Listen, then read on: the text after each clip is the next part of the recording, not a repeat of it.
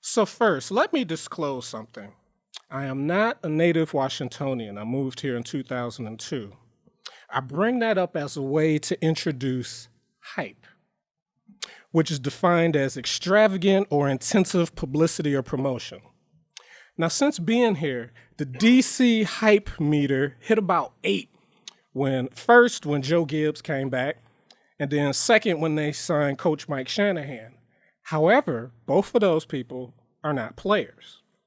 In the 11 years that I've been here, I can't think of one player who has generated as much hype comparable to RG3, who basically had exploded the hype meter.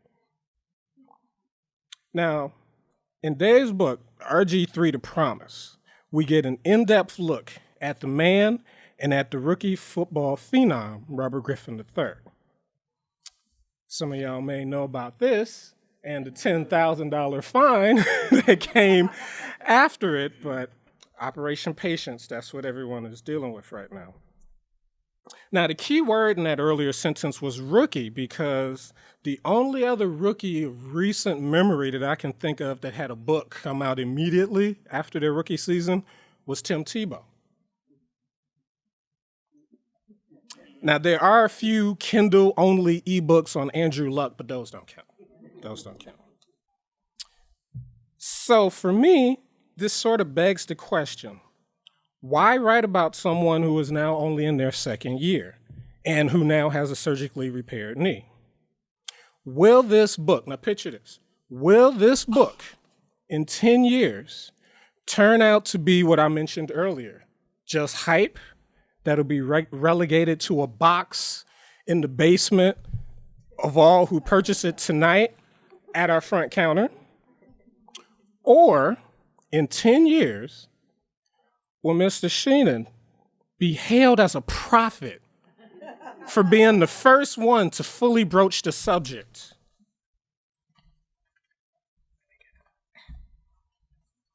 As one T-shirt calls him.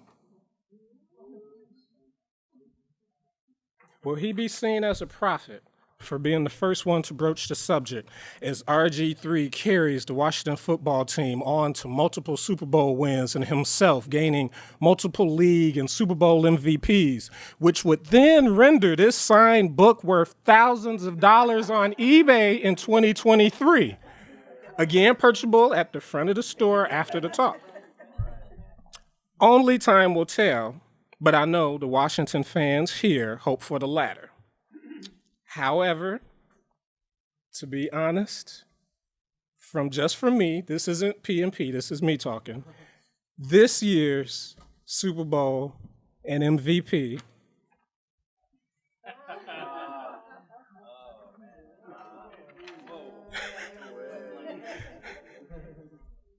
the sports fans here already know David Sheinin. For everyone else, he's been covering baseball and writing features, enterprise stories for the Post since '99. His work's been recognized with 6 awards by the Associate Press Sports Editors. 2010, he got a first place National Headliner Award for his writing on Steven Strasburg Rookie Year. Graduate of Vanderbilt, lives up in Maryland with his wife and 2 kids, 2 daughters. I introduce RG3, The Promise. Thanks very much. When you bring up the all the hype and the maybe the question of is it too much too soon, I was going to ask you if maybe are you the guy who wrote the review in the Post, because I have some bones to pick with you if that's the case. No, I'm really happy to be here. This is a thrill. I mean, when you think about writing a book for the first time in this city, and to think to get up at the podium at Politics and Prose is a huge honor and something I've always looked forward to doing. So I want to thank the folks here for having me.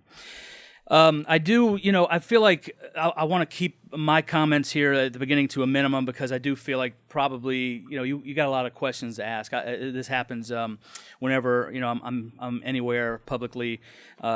For this book, there's so many questions people have, so I will keep my comments to a minimum. I'm not going to do a reading or anything like that. I will just say a few things about how it came about, because I do think there's a little bit of an interesting backstory to it. I was I was put on the RG3 story. I became the RG3 beat writer right after the trade the Redskins made with the Rams to move up in the draft to the number 2 pick, where it was obvious they were going to take Griffin. And I think part of that was because the what I had done with Steven Strasburg in 2010.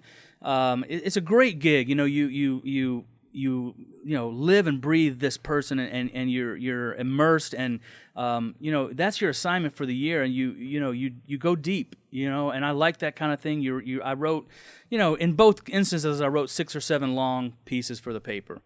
And it was a blast. And so when my boss asked me about doing this for RG3 in 2012, I was like, yeah, that sounds great. Let's do it. I didn't know much about RG3. I mean, I knew he had won the Heisman.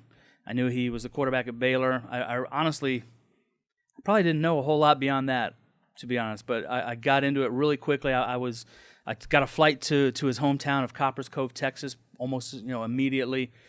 Spent 3 or 4 days down there between Copper's Cove, where he grew up, and Waco, where he went to college.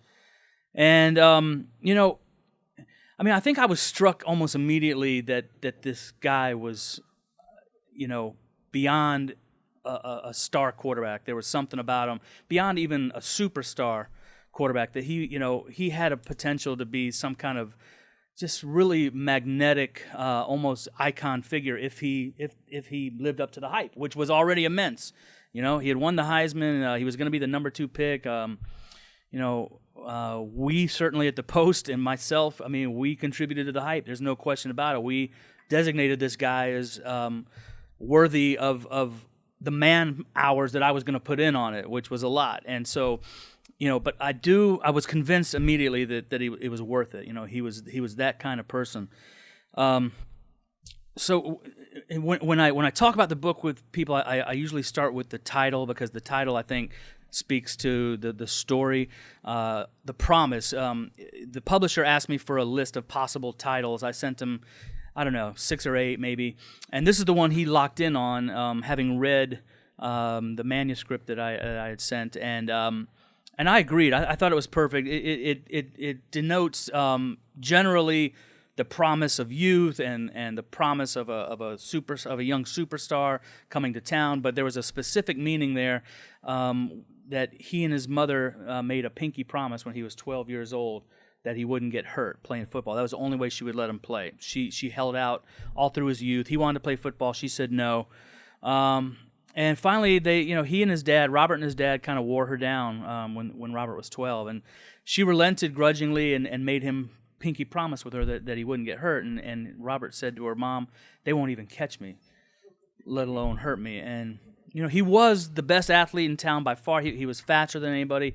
And more times than not, he outran everybody. He didn't get tackled, but of course he did. And so, the book was partly a biography of Griffin, although, when you're talking about a 22-year-old kid, how much is there really to tell? I do think he had a fascinating backstory with military parents and a military brat upbringing where he was born in Japan and moved around as a kid. But, honestly, that wasn't going to carry a book. The way the 2012 season played out, I thought there was going to be a really good story chronicling the 2012 season. It turns out there was, but for a different reason. At a certain point, it looked like this guy is the real deal. The Saints game, the opener, he passes for 300 yards. He just bursts on the scene. Then they go into a little bit of a tailspin, hit the bye week at 3-6. Thank you, Andy. And I started to sweat it there a little bit. This is not going to be a great season to cover this. And then all of a sudden, they run off 7 straight wins. But, everything changed, obviously, with the knee injury. Everything changed for him. Everything changed for the Redskins. Everything changed for the book. And the book very much became, it added another element, another layer, which was about the violence in the NFL and the culture of playing hurt and whatever that was that kept him on the field that game against Seattle, when all of us watching could sit there and say, this guy is messed up. He doesn't belong out there. What are they, So that to me was fascinating. The mentality that went into that. And I think in the end, it made the book a lot richer and deeper, and the Pinky Promise, became like this narrative thread throughout the book that tied together his youth and all the way through the way the 2012 season ended.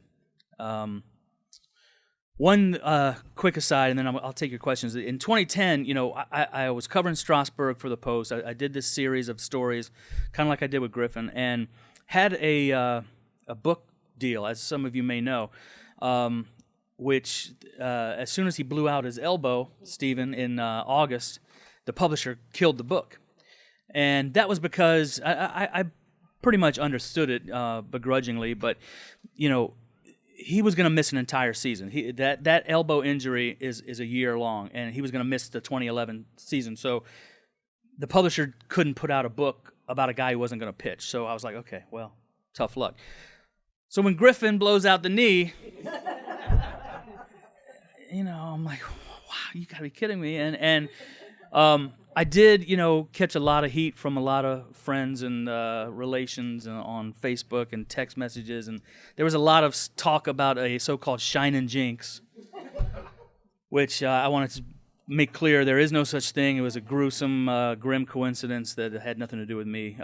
But I do believe that if and when I do another book project, I will probably want to warn the subject in advance that this is what's happened to the last two people, so just be clear about that. So, I don't know whether this was, you may have covered this in the book. It was either in the GQ piece recently or the long ESPN piece. We talked about that he's got other interests, that he might want to compete in the 2016 Olympics. Yeah. That he talked about him being at a Wizards game, and he told his father that he wasn't any shorter than some of the players. I think he stood next to Chris Paul, and he said we're the same height. Dwayne Wade. Dwayne Wade, okay. Yep. So did you get the sense that he's going to look beyond football rather quickly, and all this excitement could be for us for the next 3 or 4 years, and maybe not beyond that? That's a great question, and the answer is we don't know. I don't know. I don't know that he knows, but I think that in the back of his mind, he wants to keep that open. He's dropped a lot of clues along the way that he wants to do something else at some point, and maybe at a point that is not too far away. You mentioned the Heat game where he went to. He got courtside seats, of course, and he's standing there next to the Heat's bench, and he realizes he's no shorter than most of the guys there, other than the forwards, the big forwards and the centers. And, he gave up basketball because he had to cut down from 3 sports. He was a great basketball player. He was an elite, nationally known hurdler and a great quarterback. But he had to drop some sports, and he gave up basketball grudgingly because he didn't think he was ever going to be tall enough, and that was probably the least, the path with the hardest route to the big time.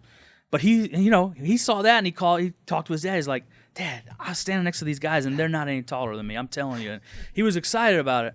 The track thing, I don't know that people really understand how good he was at track.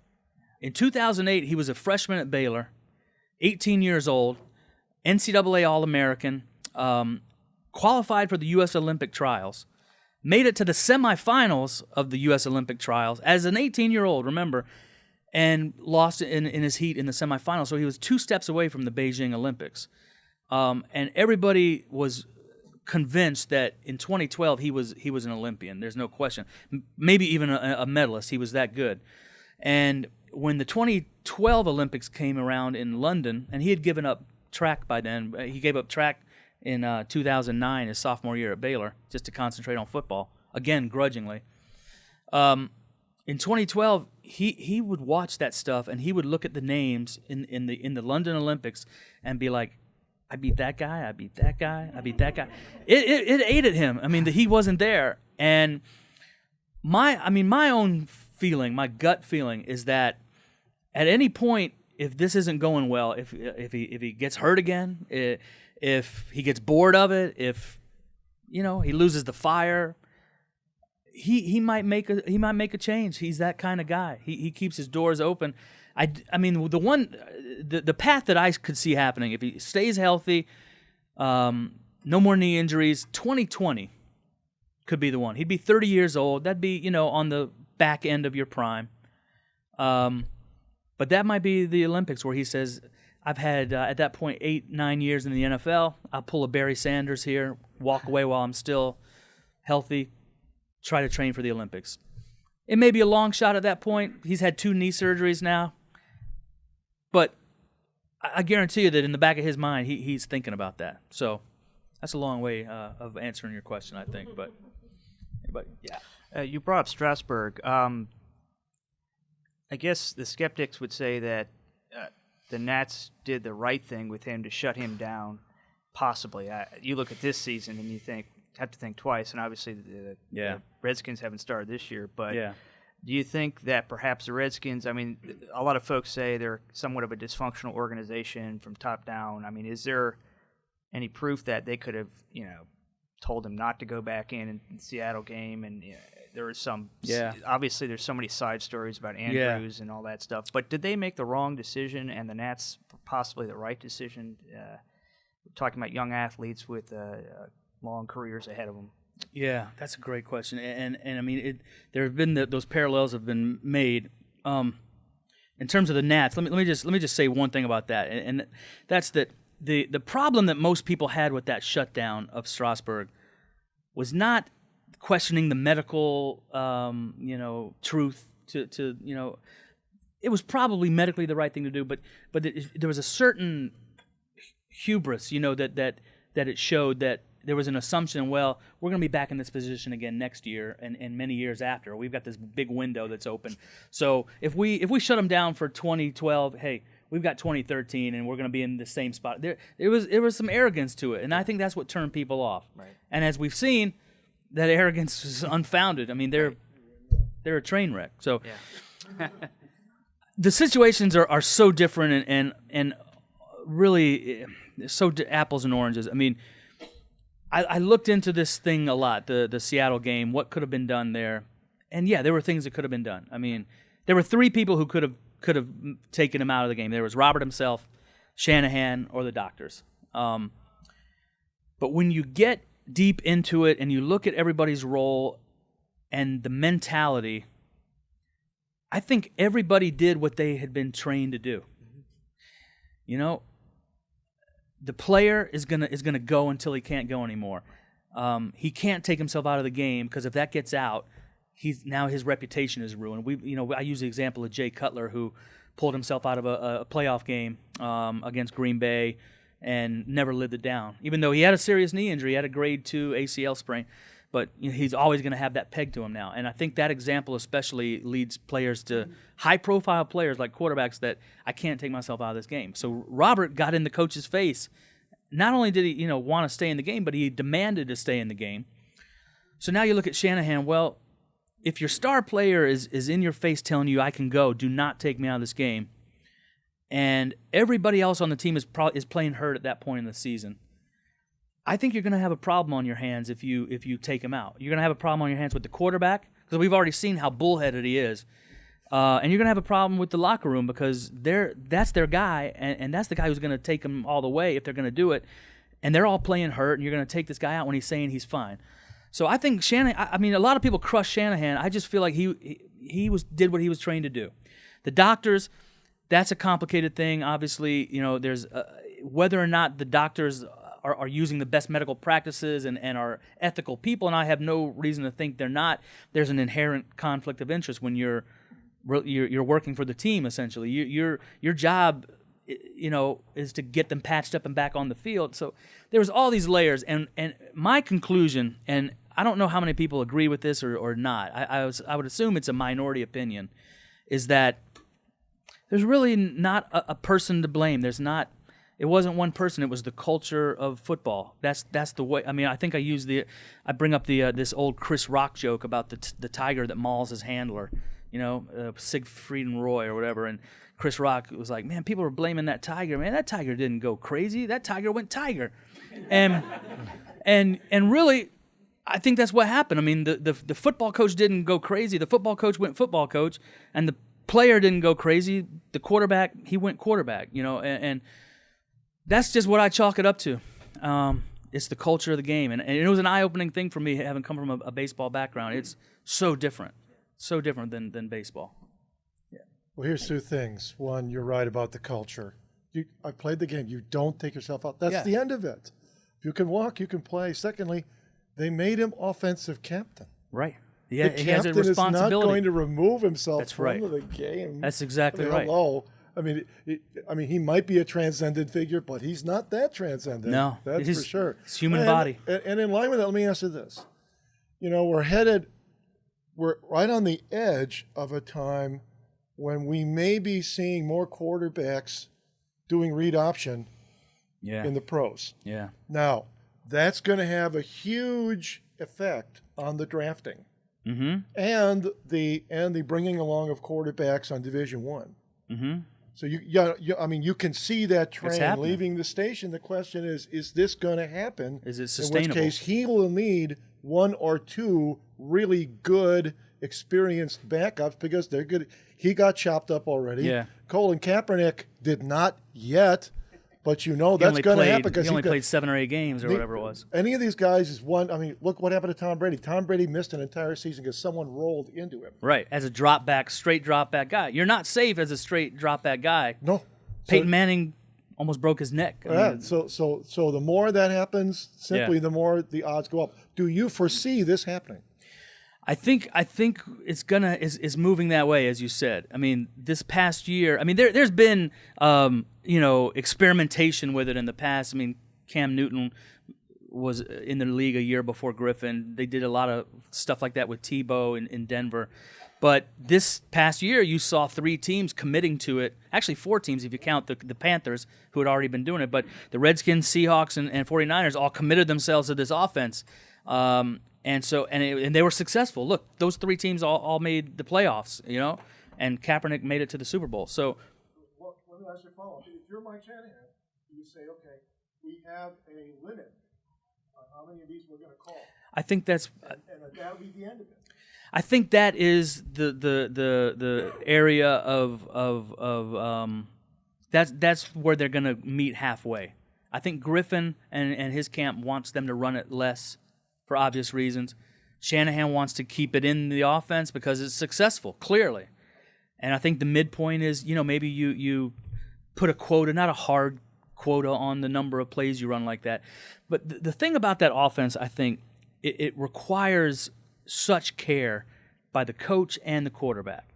You have to have 2 guys with trust because you're putting the quarterback in a tough spot, and the quarterback has to be honest with the coach, and the offense asks a lot of the quarterback. He's got to protect himself at the same time and every quarterback has to protect himself, but when you're flying out there around the end, there's another layer, and the Shanahans say that, and there's some truth to this, that zone read offense is protects a quarterback because it freezes all the linebackers and defensive ends. Nobody's teeing off on the quarterback from the snap because he's dropping back like a sitting duck.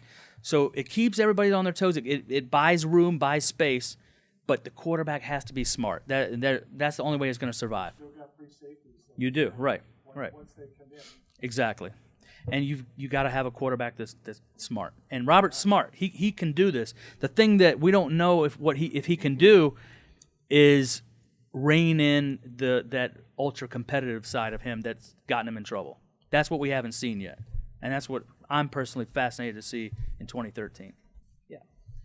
I have a question. Is there anything about like RG3's personality or background that would make him more likely than other elite athletes to want to try a different sport? For instance, one comparison I made, maybe a bit of contrast, is if you look at LeBron James, he was like an incredibly good football player and potentially could have played in the NFL, but ultimately it looks like he's decided to stick with basketball. Do you think that something about RG3 would just make him stand out from LeBron or other players like that?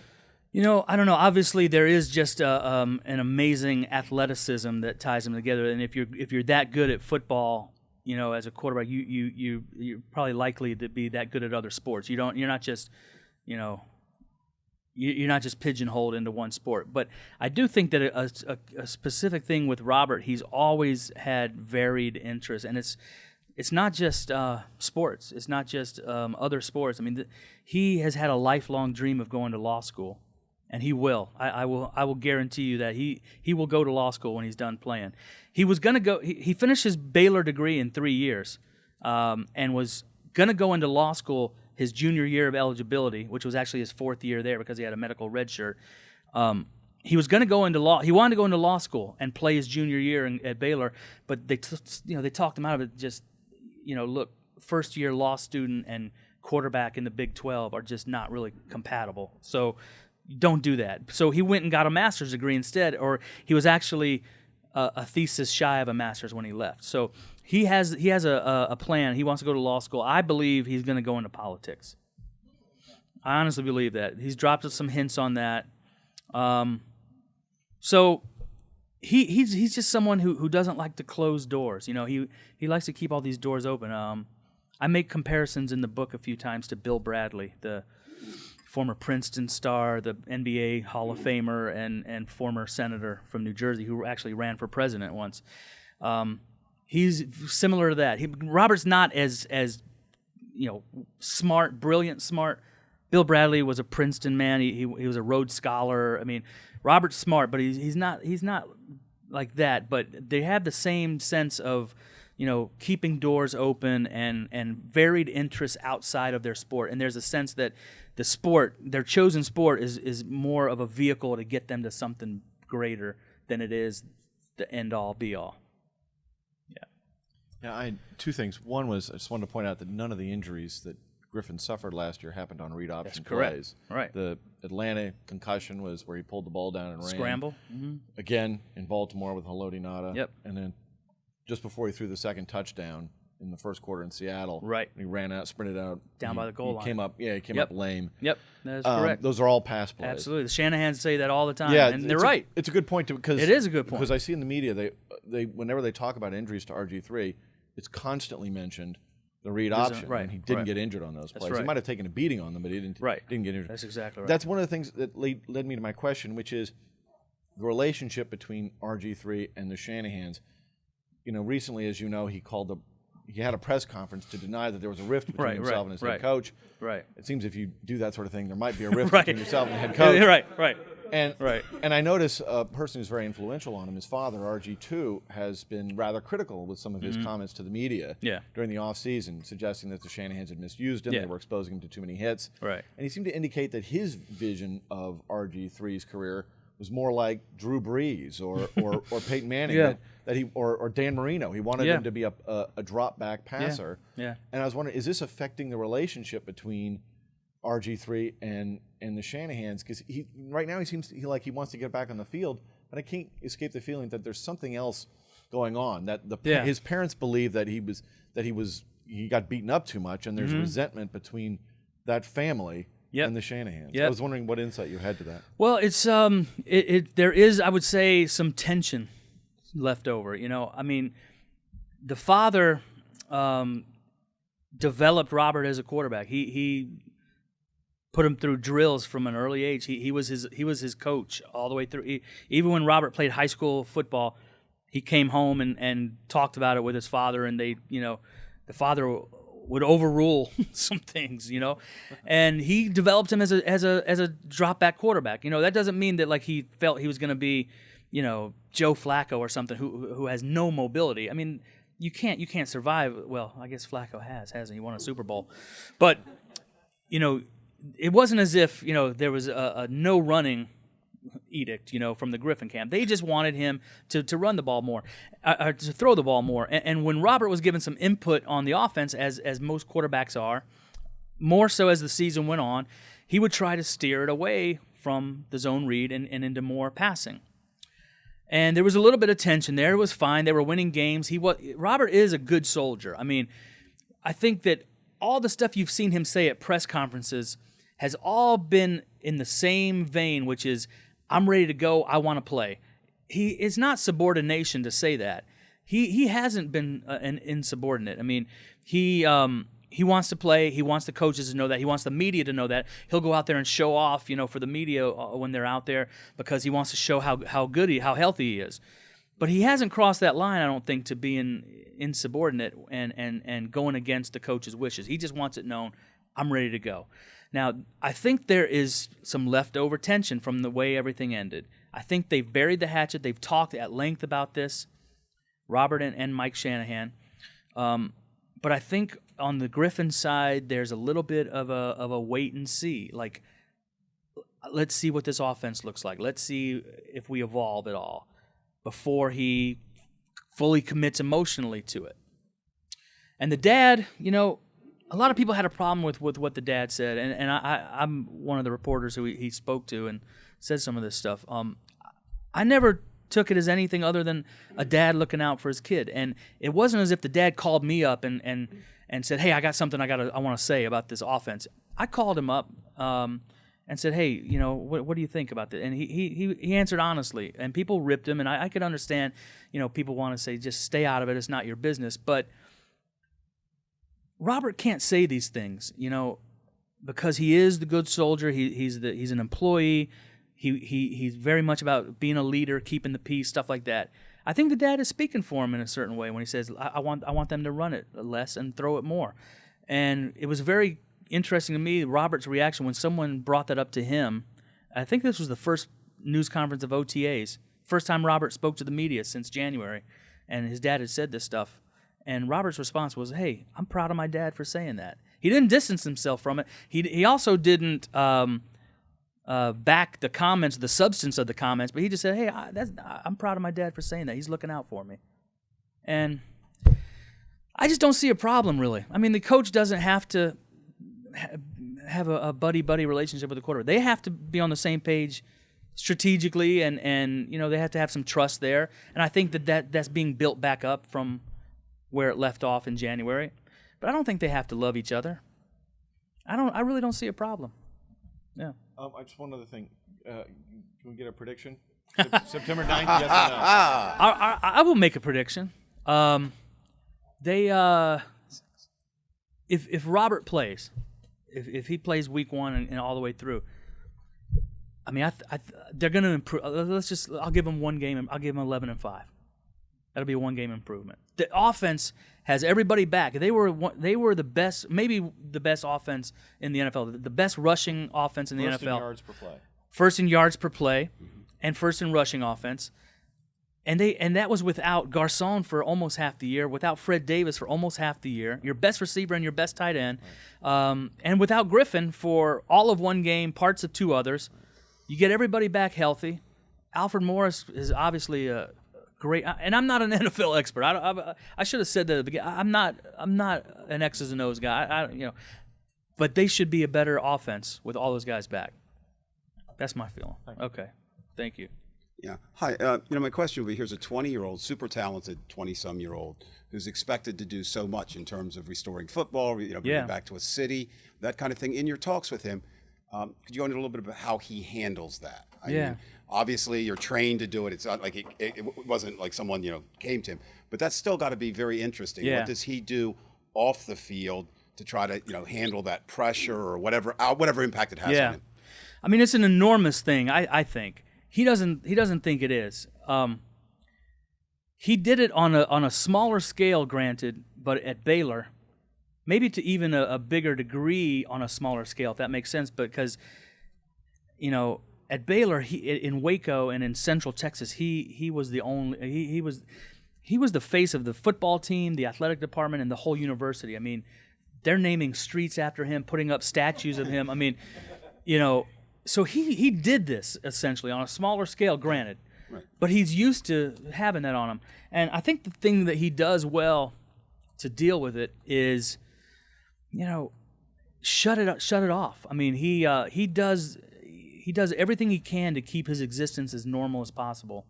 He's not someone who goes out a lot. He's a homebody. He's described himself as a loner at heart, and I think he really comes off as so extroverted, on camera, and he has this magnetism, no question.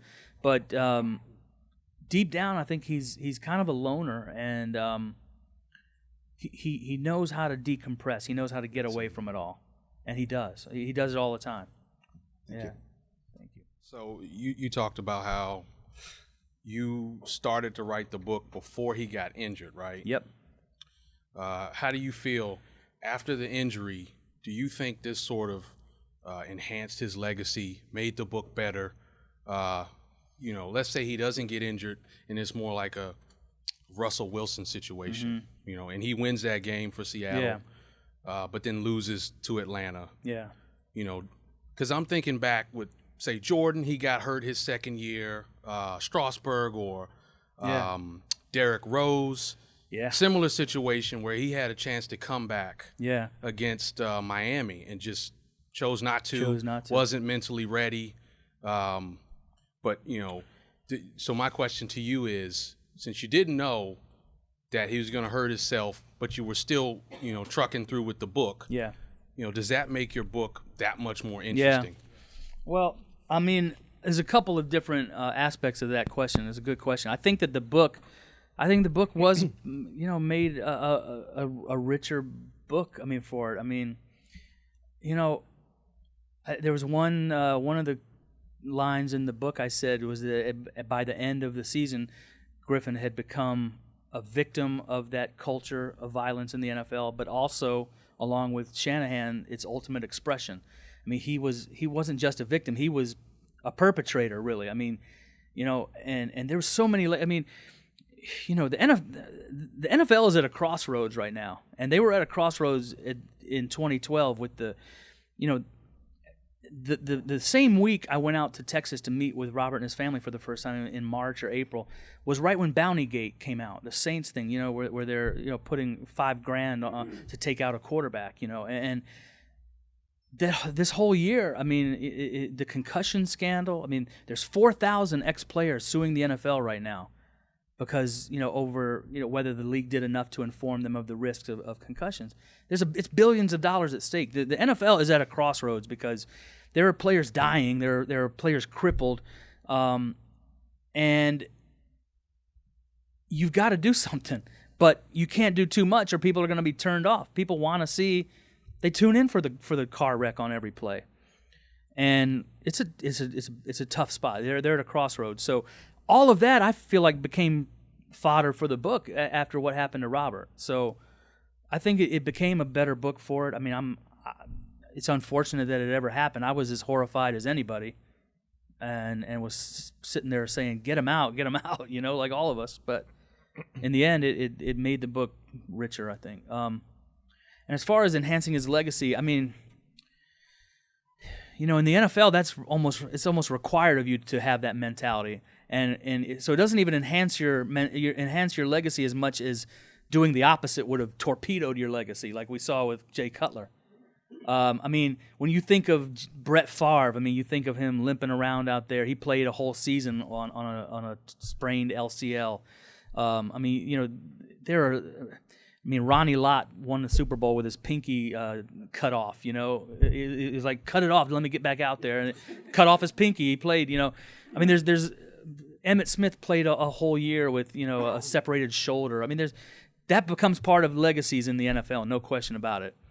But it's almost expected, and Robert's got a long way to go on his legacy. And when we bring up Jordan and stuff like that, I think he could be that type of icon one day, but he's got to win. And to win, he's got to stay healthy. So. Well, I think I waited for all the knowledgeable people to ask their questions before I asked mine.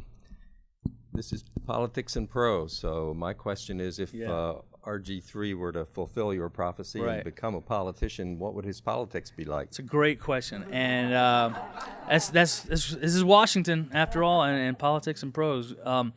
He keeps it very close to the vest, I will say that. And I think that he's still probably, forming his worldview and his political view, as probably we all were at 23 to some extent.